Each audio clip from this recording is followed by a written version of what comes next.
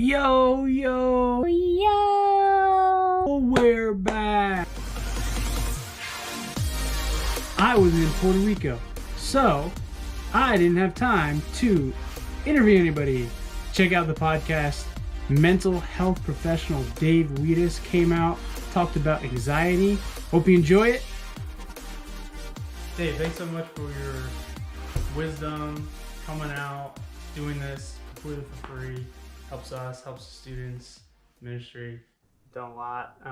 Helped a lot of people, including my wife, with mental health issues. ServingLeaders, Ministries. Yeah, ServingLeaders. Right. Can you tell me a little bit about that? Sure. ServingLeaders? Yeah, how'd you get there, Yeah. I always had a heart for pastors. After I became a Christian, in my teens, I had a heart for pastors.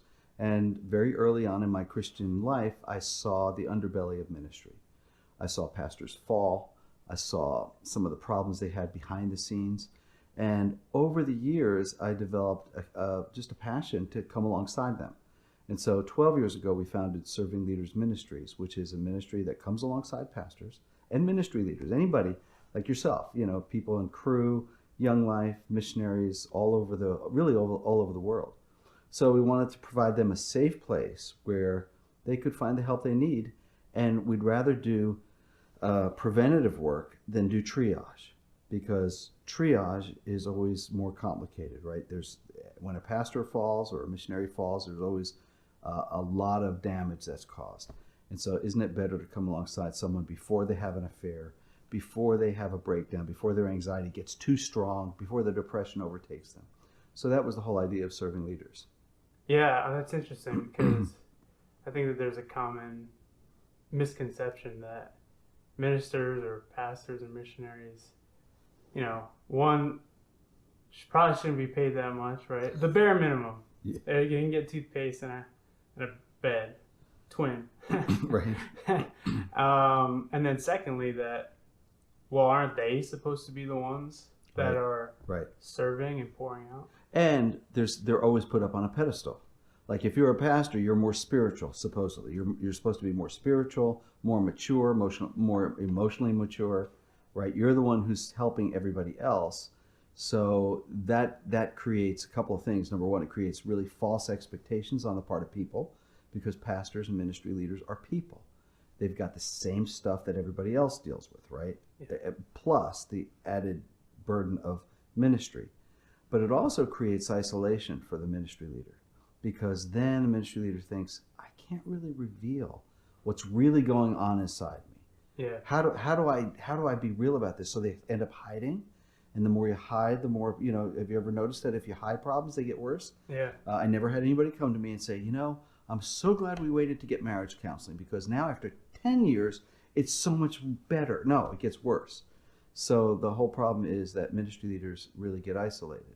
So we've tried to really bust that myth, the myth that you just expressed, and just help people say, look, people in ministry are just people, and everybody's got the same issues. They deal with the same kind of problems. And so we try to take the shame out of it, and also try to get them the help that they need quickly. Yeah. So it's called ServingLeaders because you started off serving leaders in ministry. Right. But now you've expanded, is that right? That's right. That's right. So because so many pastors would come to us and they liked what we did, they liked the services that we gave them, many of them would say, well, would you see so-and-so in our congregation? And they've started to refer people. And so as long as we had enough capacity to handle the needs that were coming from ministry leaders, we opened it up. Now, in the past month or so, we've just created what's called SL counseling. And that is for what I say, normal people. So people who are not necessarily in ministry. Yeah. And so that's been a really, it's been an expansion of our services, and it's really much needed. I think good Christian counseling is really needed in our community, and that's what we offer. Yeah. You worked with an organization prior to this. Yes. And I know that you said, they announced it and said you had Alliance Defending Freedom. Yeah, yeah. Now, we had a conversation afterwards, and you said, I'm talking about anxiety. Yeah. They don't really need to know that, but... Well, nobody knows, in that context, when I was introduced, nobody who knows what Alliance Defending Freedom is. It's a phenomenal organization, but in that context, yeah. Yeah. So you have a background in law. Yeah. Villanova law degree. Yep. I went to. You practiced for a while. I practiced for many years. My specialty really was radiation litigation, which meant I was defending nuclear power plants in lawsuits. Wow. And so that was a specialty. I had worked in a large law firm in Philadelphia, Pepper Hamilton, Okay. and I was a litigator, which means I did courtroom trial work. Okay. And so I did a lot of different things, medical malpractice and things like that. But then a partner there and I went into business together, and we specialized in radiation, of all things, right? So it's a little niche, but it was really fascinating. And I actually still do some of the work in that area. But the point is, I had a long career doing legal work. I was asked to join Alliance Defending Freedom. Actually, I was doing development work for them. And as I was doing that, I worked for them for 7 years. And then when I was doing that and I was traveling around the country, I got the idea, why don't you create a ministry that comes alongside ministry leaders and really befriends them, provides the help they need. And I don't know if you know this, but we also do a lot of ministry leader gatherings. So periodically we get together, we do teaching, we do seminars, always on issues of the heart for pastors and ministry leaders. Yeah. And we also do a lot of international work as well. Yeah. So last week, you gave a 2-part talk. Last week was the first part on Wednesday night at Crew in Main Hall 168. That's right. 7:45, free coffee. Anyway. Free coffee. Yeah, free coffee. Always get some. Mm-hmm. Pizza's actually better. Okay. For the college students. Yeah. You talked about anxiety. Right. And I'm going to try to... so a bit of what I remember, let's see if it's stuck, was often anxiety is when you said, I walk into a room, everyone starts laughing. Mm-hmm. You get embarrassed, and then you think, oh, they're laughing at me. But you said the order there is actually wrong. Right. What happened was you felt embarrassed, not because laughing, not because because they were laughing, right, but because of a previous belief that you held. Well, let's try. I think let's tease that out. A thought, and the thought was they're laughing at me, and then it caused you to be anxious. Yeah. Did I get that? Well, you get a little bit. And you called that catastrophizing. No. No. Okay. Yeah. So let's that's good because now we can clarify. Okay, let's clarify it a little bit. So my definition of anxiety typically is when we import our imagination of the future event into the present, and then our body responds as if it's happening now. Okay. Right? Okay, so that just as a sort of a baseline, right? Okay. And then I was talking about the idea that anxiety is a disorder of our thoughts. So that if I walk into a room and people laugh and I feel embarrassed, typically the way people interpret that is, what caused my embarrassment, right? Their laughter, right? Yeah. But it's really the belief that they're laughing at me. It's an underlying belief. So the laughter didn't cause it. It's my belief that they laughed at me. Okay. So the whole point there is, can we go after and think about what am I thinking that's causing me to experience an emotion like anxiety? Yeah. Okay? And you gave an incredible example with Moses, where the God of the universe is speaking to him and says, "Hey, go on and do this," and he says, "What if they don't believe me?" Right. So anxiety is often preceded by this idea in our head, which is what if. Yeah. And then usually what we do is we think, what if? And the what if is if something goes terribly wrong. Mm-hmm. What if I'm driving and I get in a car accident? What if I ask somebody out and she says no? What if I get out of school and I don't get a job, right? Mm-hmm. So those are these thoughts that occur to us, and the nature of anxiety is that it's negative. We don't go, what if we have this great dinner? What if I get a $2 million a year job? Yeah. That's not going to create anxiety. That causes excitement, right? Right. But the point is, it's the what ifs. And so the catastrophizing is, we often think of the worst case scenario.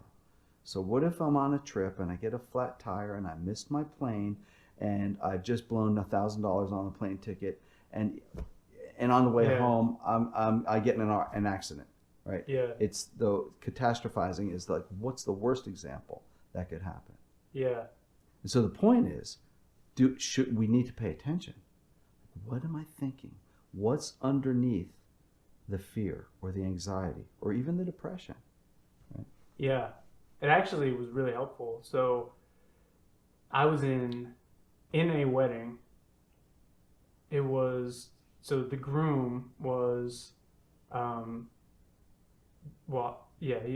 now husband of my wife's best friend. Okay. She was the matron of honor. And I guess like by association, I was brought into the other side of the party. Right. And so we get to the bachelor party and I'm hanging out with these guys I've never met before. And I'm having a great time. You know, we're laughing, making jokes. They're all friends. I'm the new guy. Right. The next morning, I woke up. I'm in a fog. I'm brushing my teeth, and I think to myself, all of a sudden I got embarrassed. I was like going over the things that did I say anything that was offensive? All these things, and then I thought, oh, they hate me. They don't like me at all, which was so not true. And I remember thinking about what you had said last week. Right. And it helped me just, okay, that's kind of ridiculous. I'm tired. There's a lot going on here. Let me just give it 10 minutes and remember that I'm making this all up. Yeah, Jesse, I literally felt it too. I started feeling... Well, yeah, that's a great example there. And there, see, you have a narrative. You started, as you're brushing your teeth, you started to tell yourself a story. And it was what if? What if I said something stupid? What if they didn't like me? What if, right? But it was in the past. Yeah. But still, notice how you felt, right? Yeah. Where did you feel the anxiety? What did it feel like? Yeah, it was here. I started getting tight, and then I immediately wanted to start texting people saying I'm sorry for something that didn't exist. Yeah, and that's the key, is it didn't exist. Now, you could check it out. You could go to somebody at the party and say, did I say anything stupid? Yeah. Did I embarrass myself? Right? Yeah. That would be one thing you could do, but to let it play out in your mind, and typically what we do is we tell ourselves a worst case, and we come up with these narratives or stories about what happened or what will happen. Yeah. Perfect example. Yeah. It was really helpful, and I was just thinking to myself, I'm so glad that I got to do that. I think mental health is something that isn't educated enough. Or people aren't educated enough about mental health. Right. And even something like last week, and you're doing part 2 this week. Yeah. Even the smallest things can just help you in your everyday life. Really, it really does. It really does. Yeah. And if you think about it, the small things do create anxiety. I was thinking about how sometimes when I'm driving to the gym, I get this image in my mind. Like I look at the parking lot and I go, oh, there's going to be a lot of people there. Then the next image is, I'm going to have to be waiting to get onto the gym. Yeah. And, there's going to be a line. And it's like, where is that coming from? That never happened. Yeah. And even if it did, so what? Right? But the way we think even about the small things can create anxiety or depression or things like that. Yeah. So I wanted to get to some of the questions that we didn't get to answer last week. Yeah. If you don't know and you're listening or watching this, we had a live question and answer, actually like question and response better, but we're not going to be changing it to Q&A anytime soon. Anyway, we answered a couple of them. I'll probably go over a few of those. That's fine. And then answer some of the questions that we didn't get to. So the first question is, I become very irritable and rude when I am stressed out about an assignment deadline coming up. A contributing factor is that I'm on a medication that has irritability as a side effect. Okay. Are there any tips on how to prevent stress from making me into a terrible jerk? Oh, yeah. I could probably give some tips. First of all, it sounds like you're really, to this person, I would say, it sounds like you're really hard on yourself, right? To call yourself a terrible jerk, right? Can you start to think about yourself as, I'm not a terrible jerk. I'm a person that's under a lot of stress. And when I become stressed, right, I become hard to be around. Yeah. So the question becomes, for a couple of things. I would say, what is it that's causing you so much stress? Like, again, the image is he or she is importing an image like, oh, how is this going to go? I'm not going to get it done, or I'm not going to do well on it, right? Those are the what we call automatic thoughts, which I'll be talking about this Wednesday. Automatic thoughts are thoughts that pop into your head that just, boom, come. And we're not too conscious of them, but we are conscious of the feeling that follows the thought. So if I think, I'm not going to get it done, I don't have enough time, oh my gosh, what's going to happen? Yeah. Right, those kind of thoughts are going to precede the anxious feelings. And what he or she is saying is that when I get anxious, I become irritable. Mm-hmm. Now, that's pretty normal too. How do you deal with that? Number one, be conscious of it.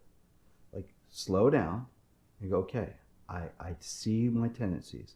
I see I tend to get irritable. I take people's heads off when they do this, or I'm not patient enough. So even just being mindful of that can be very helpful.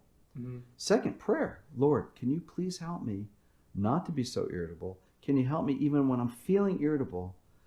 Can I differentiate from doing it? Do I need to actually act out in an irritable way? So again, it's sometimes, you've heard people say, take a couple of deep breaths. It's really, really helpful. Yeah. Right? And third, with the medication, sometimes medications can really, play havoc on you. And I remember taking a medication that made me really nasty, mean and angry. Yeah. And it was just really hard. My wife said something to me, and I'm like, "Arr!" And it's like, what is that? So again, just being conscious of the fact that this is how I can get. I want to lighten up a little bit and go after those thoughts. And the way you go after the thoughts is, do I have evidence that I'm going to do really poorly? Do I have evidence that I won't get it done? No. Can I schedule it out in a way that makes sense? Yes. And slow down. And on Wednesday, I'm going to be teaching sort of how to do that, how to slow it down and how to really stay in the present rather than getting into the future.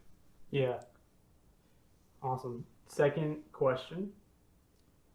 How to have the peace to share your feelings with close friends without thinking you are burdened or projecting sadness or negativity on them.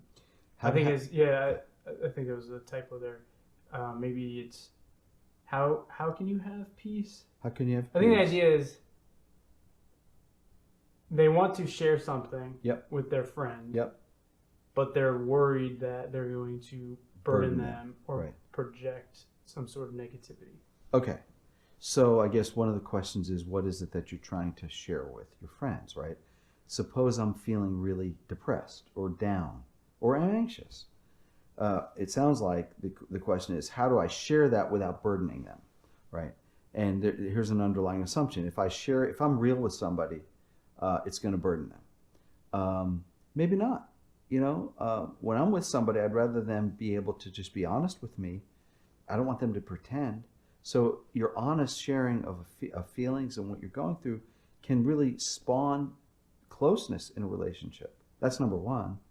And number two is you got to make a decision. If you're going to share something that's heavy duty with someone, you got to pick a person who's able to handle that and listen, and is not going to either blow you off or judge you, right? Yeah. And so that's another aspect of that. Yeah, I've definitely felt that before where, I have a buddy who, it almost felt like the only way I could get to hang out with him was when there was something that I really needed to talk to him about. Uh-huh. I was always getting blown off, and then so after a time, it felt like every single time I'm hanging out with him, it was always something really serious. Yeah. And I'm thinking in my head, it's probably making the issue worse. And so I kind of get where they're coming from. Yeah. There. You got to choose your friends wisely. Yeah. When it comes to being honest. Yeah. But being honest is really, that's what God calls us to do. Is we're not supposed to bear false witness about ourselves, right? Yeah, and I think that there's also a, like you said, choose them wisely. I think we can lean towards just being vulnerable. Vulnerability is a good thing, but you got to know when. You don't want to just always be sharing and putting everything out on the table inappropriately. Inappropriately, Right? yeah. You want to be appropriate, and you Right. want to again. There are certain people who are good listeners. There are certain people who will not judge you. They love you, Yeah. unconditionally. So it's okay. And Yeah. other people you have to sort of be wise about. Yeah. Yeah. So the next question is, does an unbeliever have hope in anxiety? Does an unbeliever have hope? Okay, so what? I guess I'd want to know what they mean by that. Does an unbeliever have hope to not have anxiety? Is that the question, or are we talking about eternal kind of issues? Do you have any idea? Yeah, I think that they're saying, from what thinking about Wednesday night, Yeah. you brought faith in, and faith as one aspect, Right. your relationship with God, and having Him help you in anxious times, and even earlier, Yeah. you're saying prayer. Right. So I think what they're asking is, okay, someone does not know God. Right. Do they have any hope to not be anxious? Yes and no. Okay. If I was going to answer that on a micro level, certainly unbelievers can not be anxious, and can actually do the kinds of things I'm going to be talking about on Wednesday and have talked about. You can pay attention to your thoughts. You can examine your underlying beliefs. You can stop importing the future into the present, right? Everybody can do that. It doesn't matter what religion you are. And it doesn't matter whether you have belief in God or not from that perspective, right? Yeah. We all are able to do some of that. I would say that for the unbeliever, I would say, knowing God and knowing the person, the God who created us for intimate relationship with Him, that's the most satisfying thing in the world. And it's the thing that can take away anxiety the best. Why? Because He created me to be known by Him and to know Him. And when I am connected with God through Christ, when I place my faith in God, and now I have this relationship, so it's like all of a sudden the creator of the universe lives inside me and is with me. And so I can trust Him through my relationship with Him. I can trust Him that He is good, and He's out for my good, and He's all powerful. He's all sovereign. Sovereign means powerful, and in control over all things. So, as a believer who believes, I know God. I know the God of the universe, and God tells me certain things about Himself. He loves me. He's good. Things happen for a reason, even hard things. And though He doesn't promise things won't go wrong, or that things won't be hard or bad or tragic even, He promises He will be with me in it, which is why I was using the passage of Scripture that talks about Jesus in the back of the boat sleeping through the storm. Yeah. And the disciples are freaking out. And they freaked out, and they looked at Him and they said, "Don't you care?" That's what they're thinking in their mind. Yeah. Doesn't He care? We're going to die. Underlying belief. He's not good, and He's not all powerful. And what did Jesus do?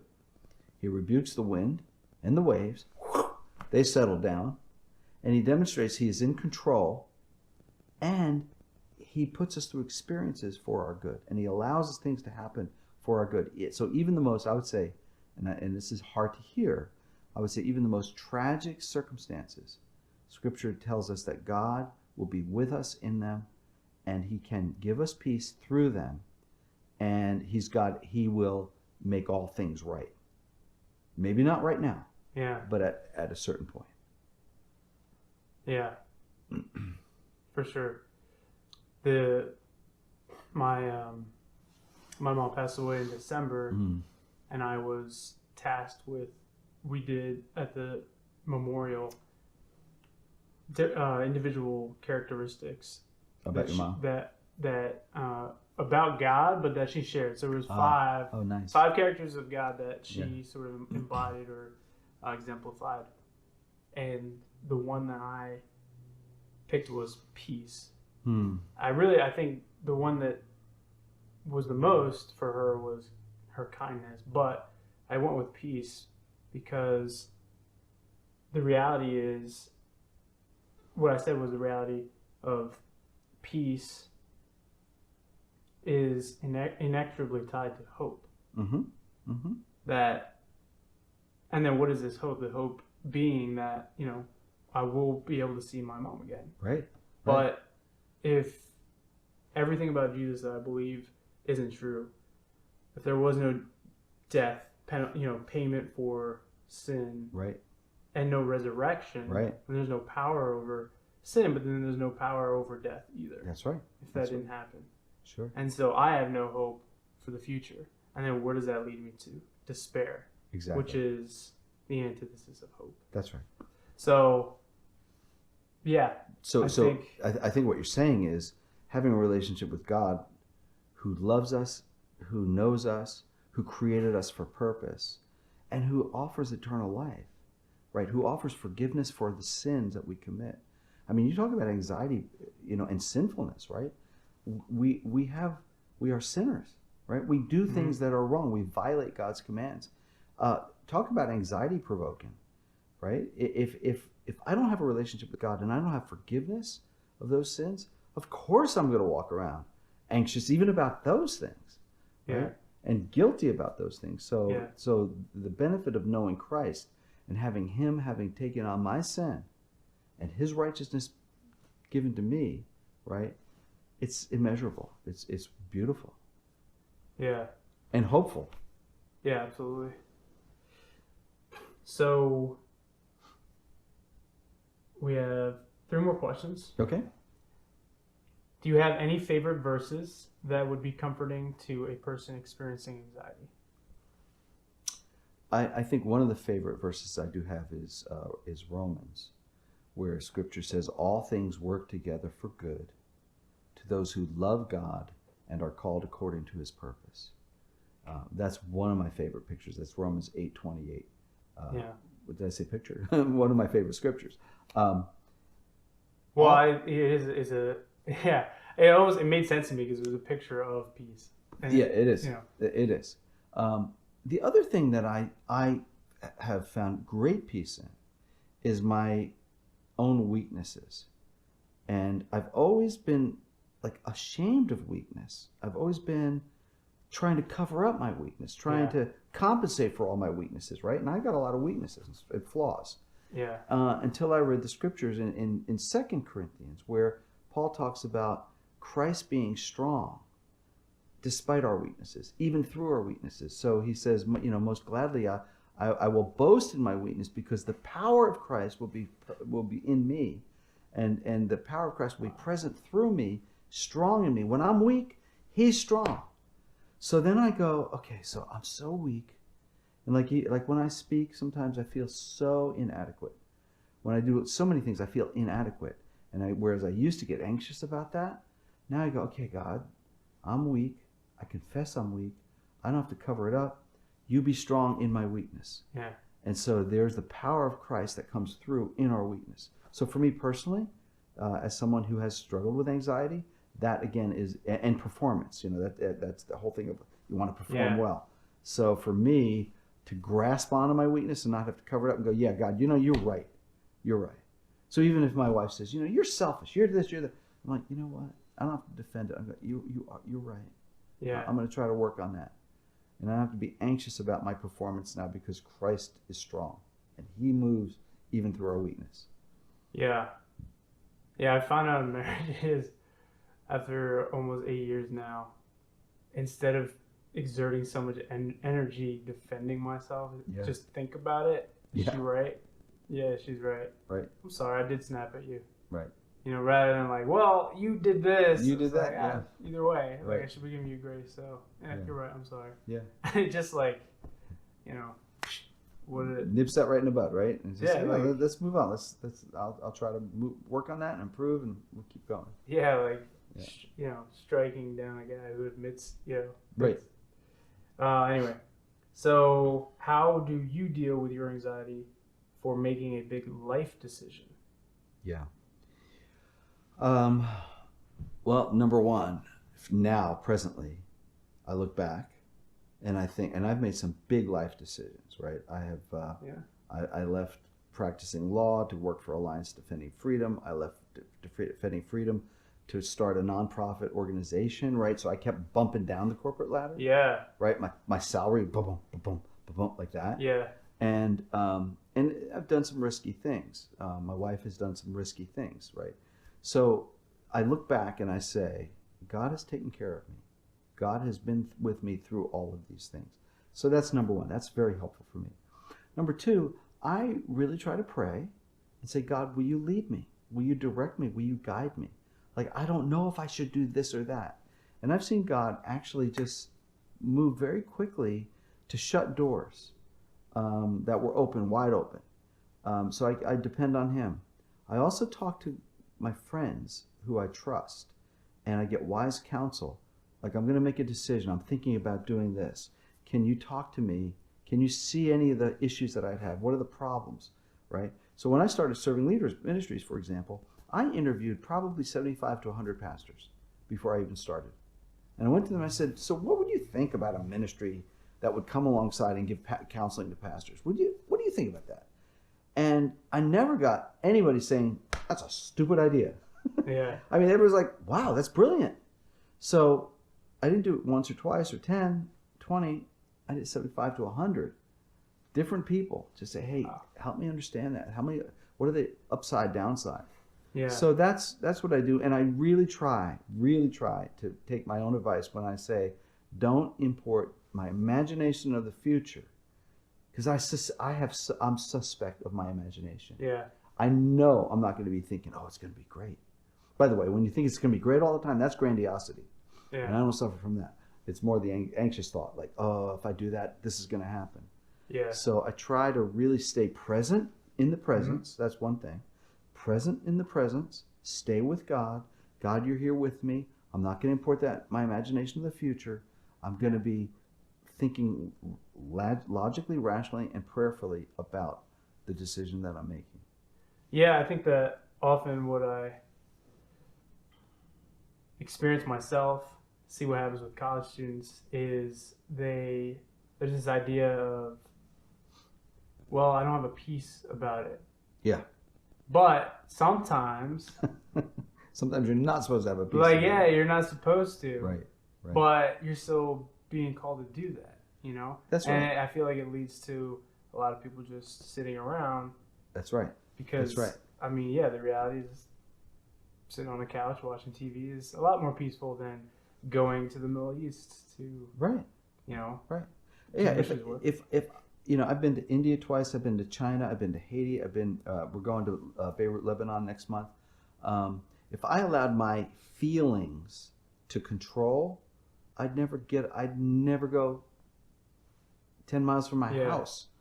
So it's not about, quote, having a peace. Now, I've had peace inside, like a contentment and a firm conviction that this is what I ought to do, and still had butterflies in my stomach. Yeah. Right? Now, I love it when that God takes that away, but that's not the test. Right. Right? That's not the ultimate test of whether I've got butterflies or, you know, a liver shiver or indigestion. Yeah. You know, it could be any of those, right? It could be indigestion too. So I just try to, you know, make wise decisions based on a lot of counsel, a lot of information, thinking about pros and cons, praying, and then saying, God, lead me. I trust you. You will lead me. You know, you'll lead me. You'll guide me. Yeah. And so close the doors if you don't want me to go through this. Open the doors if you do. Yeah. So what about relationships, though? Yeah. Big decision. Oh. Do I, you know... Like, do I marry somebody? Yeah. How about marriage? Marriage. Again. I've done a lot of pre-marriage counseling and marriage counseling. Mm-hmm. I'll just tell you this. I've seen people who get very, very spiritual about their, you know, God told me to marry this person. Yeah. All the things worked out so perfectly. Oh, it's amazing. And I've seen people almost marry people like psychopaths who then they find out, oh, this woman is not the woman she made it herself, right? And I've seen the other way. So what I would suggest with people, absolutely pray. But use good wisdom. Get counsel. Get people who know both of you to speak into your life. The wisest people that I've seen, and I've been shocked by some of the young people who come to me and say, you know, you've been married a long time. We've never been married. Could you tell us what are the ups and downsides of marriage? I'm like, yes, I'd be happy to. Because most people, you know, at age 20, 21, 25, even a little older, when they quote fall in love, they become infatuated, and they think, oh, we're special.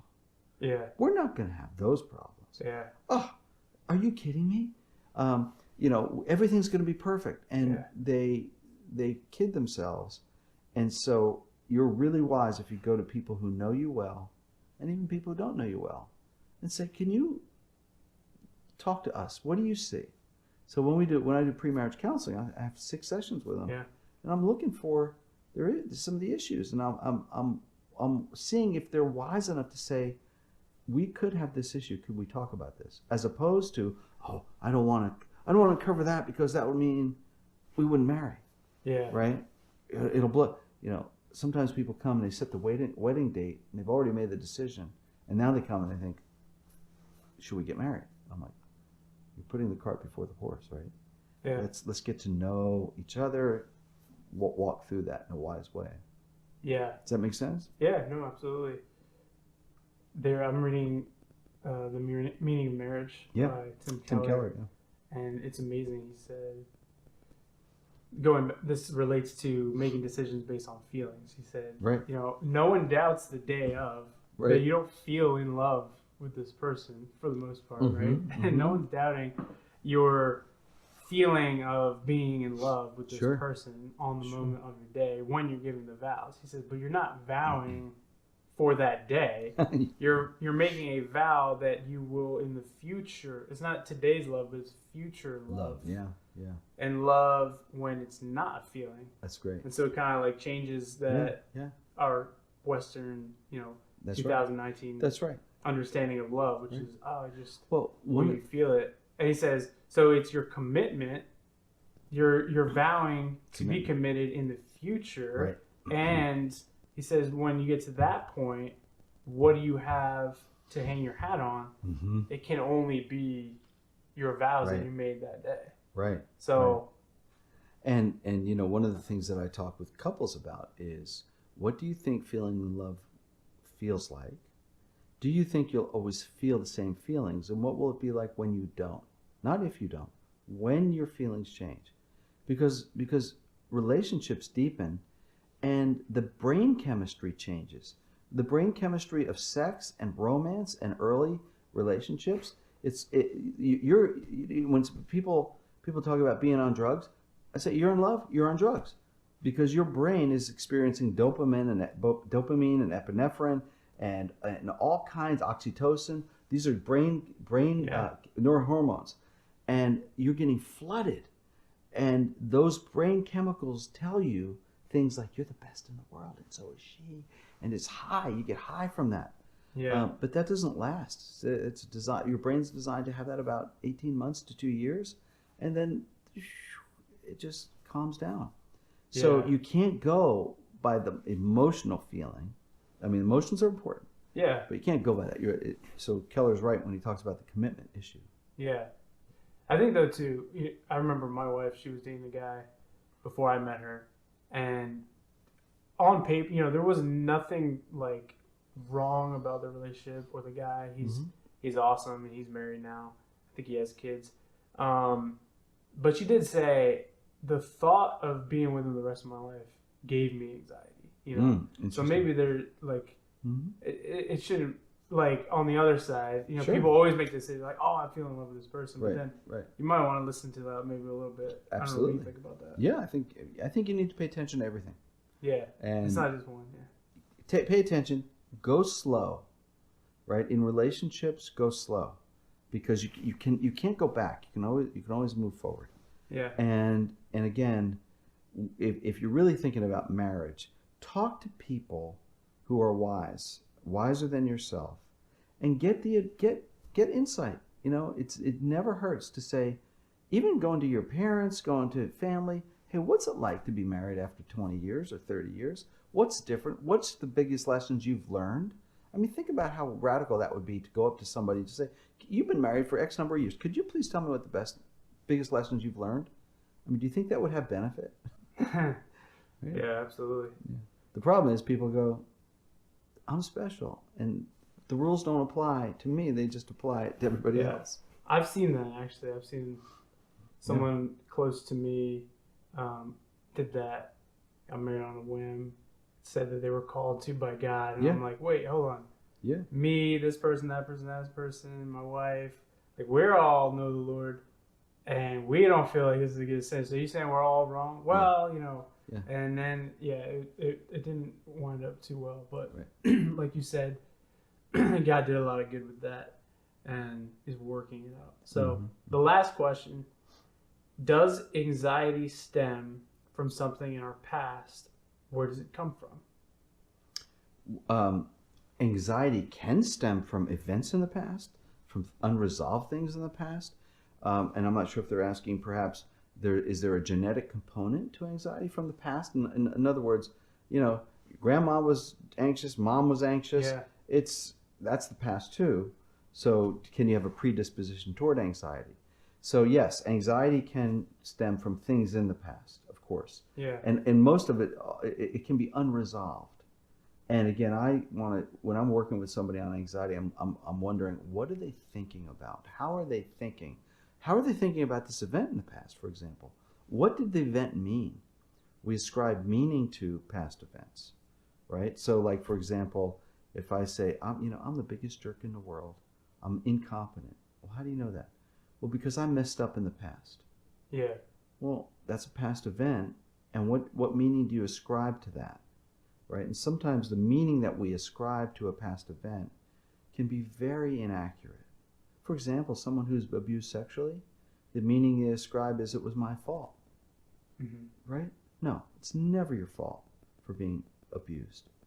And yet, that kind of meaning that we make of an experience can be very devastating and can create all kinds of things like depression and anxiety as we move forward. Yeah. So it's best to resolve those kind of things, to talk it through and get some help. You know, people need to get help sometimes when they struggle on and on like that. Yeah, I actually used to, I don't want to say I was fearless when I would go walking around anywhere. Yeah. But in 2010, I was in a city outside the country, and I was held up at gunpoint. Wow. And robbed. I was with a couple of my friends. I actually wound up not losing anything. It's traumatic. It's a scary thing. It was weird because after that, I actually wasn't nervous or anything. And I even said, hey, let's pray for those guys. But I also felt in a way that I didn't have a lot to lose. And so move forward, now I got a wife Right. and a daughter who's 6 months old. Right. And I'm back now in a context where it's you know, city. I feel tremendous anxiety. I become really irritable. Yes. Very controlling. Yep. And I'm just, you know, scared. Right. That it's going to happen again. It's going to happen again, but this time I'm going to lose something. Sure. That really matters. Sure. To me. You Yeah, know? and that makes a lot of sense. Right. Also, because when you get into a circumstance or the area reminds you, at least unconsciously, reminds you of where you were. Yeah. And that incident that occurred to you is in your brain, right? It's there. You could pull up the images of it and what happened. And so it makes sense that you're going to experience some anxiety. And so the issue becomes, what do you do with that? And can you talk yourself through it? Because just because it happened in the past doesn't mean it will happen again. It's awesome. Can they go to Serving Leaders for counseling? Sure, we see a lot of students. Okay. Yeah, so all you need to do is go to ServingLeaders.org and contact us. You know, there's the phone numbers there. There's email addresses. You can look under our team, see the counselors that we have. We have 2 locations, one in Willow Grove and one right here in Westchester. So it's pretty easy to make an appointment, and love to help you. Awesome. Thanks. Thank you.